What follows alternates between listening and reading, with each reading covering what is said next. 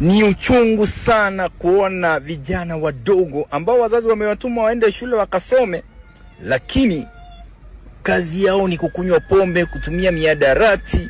Hapa ni South B, Neko, kando ya Neko Bar, mahali ambapo vijana wanauziwa bangi, wanauziwa miadarati, wanauziwa madawa yote ya kulevya, kisha wanakaa kama mazombi. Unaona wanashikana hapo wakirukaruka, na kuna yule amepigia mzazi simu nyumbani akimwambia mamu, naenda kurevise exam niombe, na mama amemuombea vizuri akijua mtoto anasoma. Lakini angalia vile wanafanya hapo.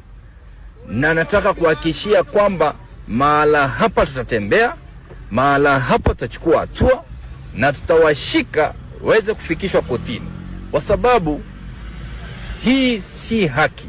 Kuna watoto wanaishi kwenye ploti ziko hapo kando, watoto wadogo wakichungulia chini wanaona vijana wanashikana, hata wao wataanza kushikana hivi, wakiona kwamba ikiwa watu wakubwa wanafanya hivyo basi ni kitu kizuri, lakini sio kitu kizuri. Hii ni usherati, hii ni tabia mbaya na naikemea. Kama katibu mkuu wa ushirikisho na huduma kwa wananchi gatuzi la Nairobi, mahala hapa tutatembea tupige msako. Wale ambao wako na vibanda hapo wanauza miadarati, kama mkijua kwamba tutawachukulia hatua, mtashikwa na mtapelekwa kotini.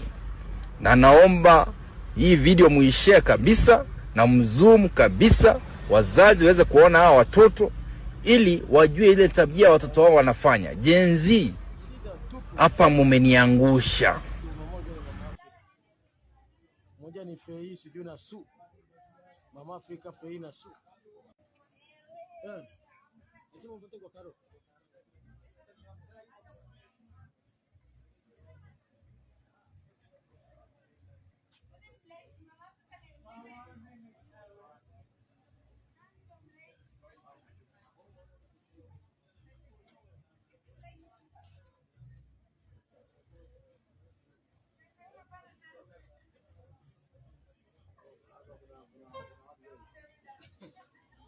Toto washaribikaga. Sini pombe.